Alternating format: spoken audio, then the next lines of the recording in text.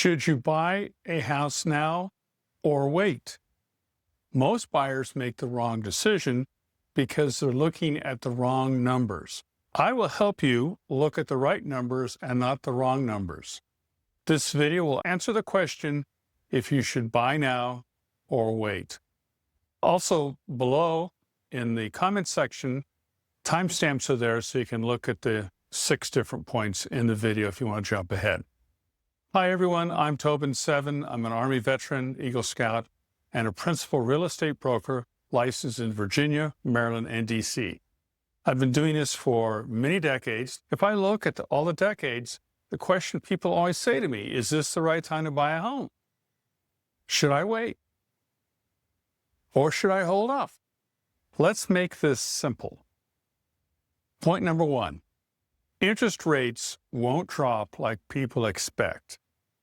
Let's start with the biggest myth. I'll buy when rates go back to 3% or 4%, or maybe even 5%. If you take a look at what the Federal Reserve does, everyone focuses on the Federal Reserve that they're setting interest rates. They are not. What the Federal Reserve does is they set the rate of lending from the Federal Reserve to member banks. That affects the 10-year Treasury bill rate. And it's the 10-year Treasury bill rate that is very closely aligned with what home interest rates are. But the Federal Reserve does not set interest rates per se. And when people say to me, gee, I wish I could get 3% or 4%, just a few years ago, I had a client get 2.325%, and he was unhappy because he felt like he'd missed the lower rates. It's all based on your perception. Rates are not going to ever go back to 3%, and maybe never even 4%. And there's a lot of issues and reasons behind that. I can go into that in a future YouTube video. But trust me when I tell you 3% and 4% interest rates for home loans is not going to happen again. Even if rates drop a little, buyer demand will explode and prices will go up. As soon as rates go down, there's a big avalanche of demand. And that wasn't there the previous week. Point number 2, inventory is still low. Now, I'm speaking about the DMV, DC, Maryland, and Virginia. In most of the country, we don't have enough homes for sale. And why is that? A lot of potential sellers have home interest rates in the 2% and 3% range, which they bought several years ago. And they're not going to move unless they have to. They'd be paying at least double what they're paying now. Here's an example. I had a Marine, because most of my clients are military, because I'm an Army veteran. I had a Marine in Pasadena, Maryland, have a home interest rate of 2.875%. It was crazy good. And it was assumable as a VA loan if you were another active military or veteran. In the end, he actually let a non-veteran assume it, and that was a fantastic rate. But as soon as we did that, on the multiple listing service MLS, we had so many people want to come see that. Low inventory keeps prices firm. Here's a key thing, and you should remember this.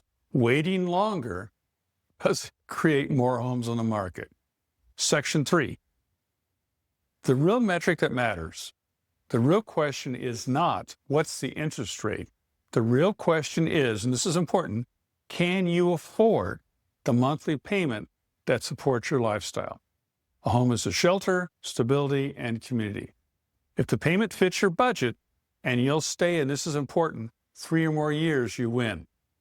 If you're not going to be here for 3 years or more, I would not recommend buying. The cost of buying and selling, maybe you buy and you're going to be renting it out, that's a different story. But if you're going to be in an area in the country 3 or more years, then you should really seriously consider buying. Section 4, waiting for rates to drop, we're talking about home interest rates, creates competition. When rates drop even a little bit, buyers flood back into the market. That means bidding wars, appraisal gaps, and higher prices. Now, let me talk a little bit about bidding wars. Bidding wars are very popular a few years ago. And the reason is interest rates were really low. They were in the 2 to 3 to 4% range. And I represented several buyers, and they wanted this home. This was their dream home. They couldn't sleep at night without seeing themselves and their family in this home. So here's an important thing I did on bidding wars, and we're not seeing bidding wars much now, but it'll come back. It's a cycle. But in bidding wars, when you are working with a realtor, hopefully it's a smart realtor, have the realtor do a stair-step escalation when you want to buy a home, if you're going to use an escalation. Take a look and I see what the home's worth, and we know it's going to sell for more than it's worth. That means it's going to appraise for less than what you paid for. If that happens, you owe the difference between the appraised value, which is a few week in a future event, and what the final sell price is when you win it. That's, you got to pay in cash. But to minimize your risk when you're doing an escalation, do the escalation in stair steps of like $3,000 or maybe $4,000. And just say in the addendum that you will cap your offer at a certain amount of money, but to get to that point where it is now to where it will be, is you'll say you'll increase your price if there's a competing offer by $3,000 or $4,000 at a time. So this minimizes your risk when you are doing an escalation. And I can do a separate video on that. If you're interested, please put that in the comments. I'll be happy to do it.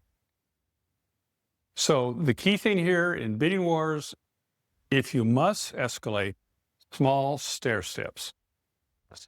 All right, now appraisal gaps. I got a story here, Edgewater, Maryland. This just happened this past week.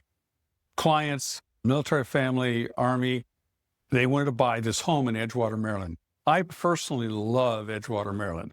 I live in Alexandria, Virginia. I like Edgewater because you're right on the water. It's very descriptive. The home had been on the market for almost 5 months, and that's really not uncommon right now. If you're in the wintertime, why do you sell? Whoever sells in the wintertime has got a reason to sell. Most people sell in the late spring or summer. That's when the kids are out of school. I had 3 kids. We had never moved during the middle of the school year. So the home had been sitting there for a while, so I beat up the listing realtor because I was representing the buying, and my clients needed help with closing cost assistance. Now, it was a VA loan, so there's no down payment, of course, because we as veterans have earned that right. And they had closing costs. We figured the closing costs were about $30,000 on a $955,000 home.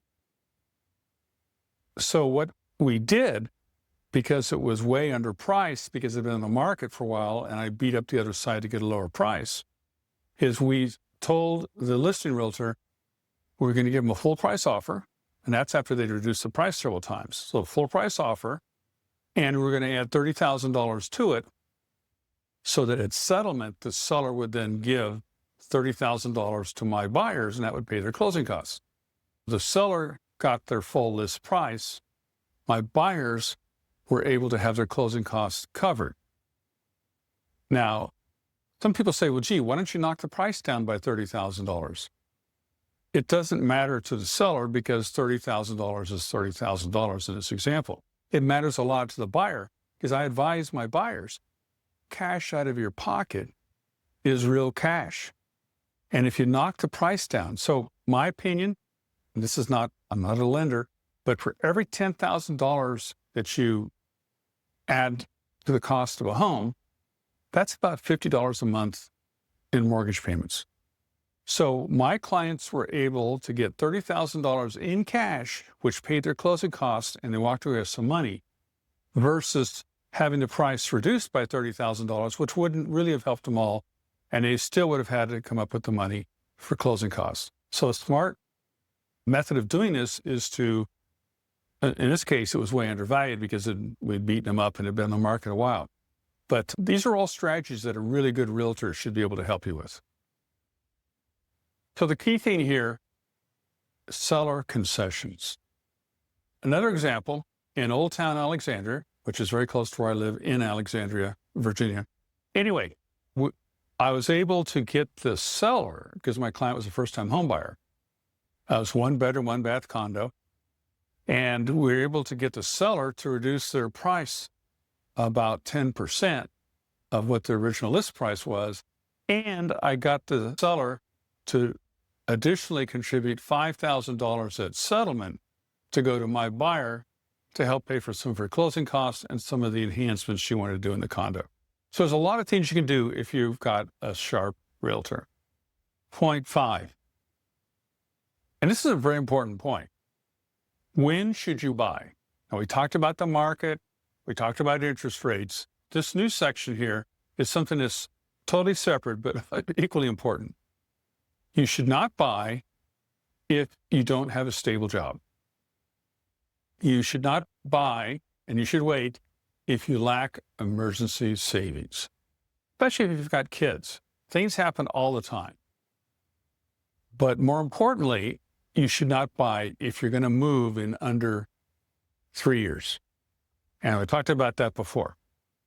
It really takes about 3 years once you buy a home to get enough equity that if you did sell, you'd at least not have to pay any money. Now, it changes, of course, because of the market and what's happened historically. But my experience over the decades is 3 years basically makes you break even. Point 6, a smart buying strategy. If you're thinking about buying, number 1, buy now at today's prices. Point 2, refinance later when rates ease. I've seen rates go up. I've seen rates go down. I would expect that within the next 2 years, rates will be lower than they are now. That's the time to refinance. Point number 3, use seller concessions for closing costs, and don't use seller closing costs for a temporary rate buy-down. I had another client in Old Town Alexandria. They wanted to buy a condo there. It was a 3-bedroom condo, and they wanted to pay extra money with the lender to buy down the interest rate. I advised her very strongly. I said, I'm not a lender, but don't do it. Rates are going to go down.